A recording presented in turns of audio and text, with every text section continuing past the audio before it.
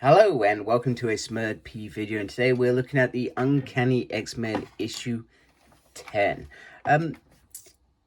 Bit of controversy, not really, and I've got to remember this is a comic. I thought this was a tad bit odd. Now, we know Nightcrawler's a good guy, he's not going to do anything bad. However, would you hold a child's hand off a family you've just met? No, in society, you would not do that. If you were a good man who understands society, you would not be holding this kid's hand, especially one that is not family or, a close friend, and you've grown up with this kid and cared for them just as much as their parents. So I thought this was a bit odd and could be seen as maybe a little bit creepy, but in reality it's not. But I just wanted to point out that. Also, you got the cats in the background. So, the thing with Nightcrawler, what he is finding right here, right now, is this isn't a school, this isn't a base, it's not a country. This feels like a home to him, and maybe that's where the being comfortable, etc. And he's trying to do home things, paint, decorate. When do the X-Men do these things? And the biggest part for him is he's thinking about taking that X off. Now, he is worried about the other children at the mall, but he is reassured that that Kasiko has, I can't say her name properly, has Tuffy, the dinosaur, which is Chelsea's dinosaur to protect her. We also see Chelsea using her mutant powers for the first time. Meanwhile, Miss Denver comes to town to see Nightcrawler, and this is in thanks for when he saved her daughter from being run over. And she's brought every cake imaginable, as well as a nice hat and scarf, so which is very nice. And then they just all go. I feel like there is perhaps a blossoming relationship that is going to grow in the background steadily. I always like steady storylines. Here is the cast here. Here is the talented writer, Gail Simone. We got Andrei Bressan on the art. We got Matthew Wilson on the colors, and VC's Clayton Cowles on the letters, which is quite normal. So Jitter is in a bad way and is his lungs collapsed, and the only way to do this is to re-inflame the air in the lung as it is going in between. And I forget half these kids' names. I will do. Eventually, it will all just come together. However, she is focused on combat medic, and she knows what she needs, which is a sterile needle, and there is a tattoo place upstairs. So Kasiko is going to play, what's the word? Damn it, it's not coming to me. Decoy, that's the word I was looking for the mutant mutts.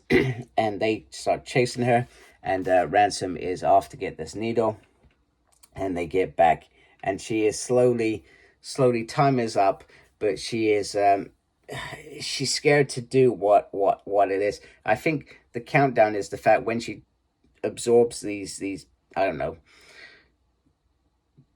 powers, etc., or these parts of people, that there's like a countdown to it.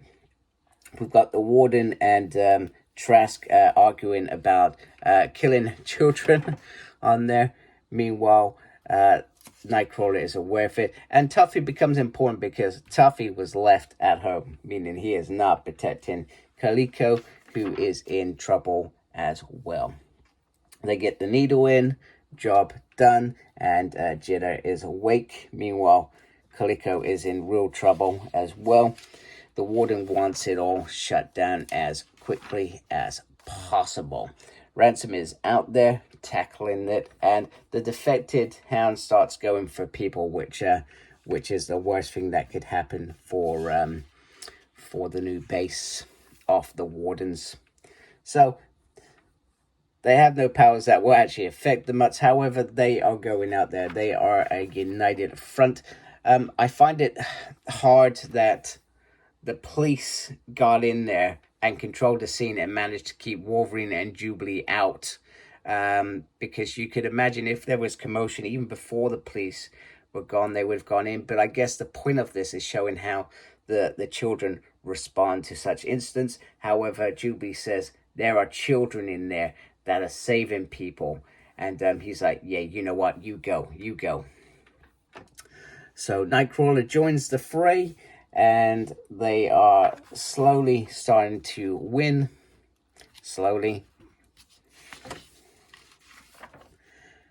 As Ransom and Wolverine join up things. And then we get Jitter detecting that part of these machines were built around actual dogs, and that he can set free. He can end their torment. And as such, victory is theirs. And they did really, really good. We get a nice moment between mentor and mentee of how they achieved it. And they just all look good because together they can do anything. Oh, that was so cheesy. So cheesy. So, and then we learned who the culprit was. They learned that some of the funding was going to be removed, so that they thought missing success would mean more funding. Meanwhile, Rogue and Gambit are having a beautiful time. So beautiful they are ignorant to what has been going on elsewhere. And then we get this creepy little thing in the background, and I'm just gonna read it. Oh, ain't that sweet Renee? Ain't that just adorable? Shame I'm gonna have to skin her alive. See you soon, little thief. So somebody from Gambit's past is gonna happen. However, we have X-Men Hunt Begins. I don't think this is related to that. I think that will come in after that story. And that big crossover has crossed several titles, and I think that only includes the next issue of Uncanny X-Men. I will be collecting all of that event, just so you're aware. So, and it's pretty much there if you are interested. So, the Uncanny X-Men Part 1, Storm Part 3, X-Factor Part 5, X-Force Part 6, NYX Part 2, X-Men Part 4, Exceptional X-Men Collateral Damage, and X-Manhunt Omega, which is the finale. So X-Manhunt. And sorry, I didn't actually say the numbers off each issue, but I'm hoping you can see there if you are interested in collecting that. Another thing I wanted to point out was there is a disclaimer that this event takes part before one of the Sentinel issues. So clearly there is some sort of crossover with that series. I haven't actually started reading that series.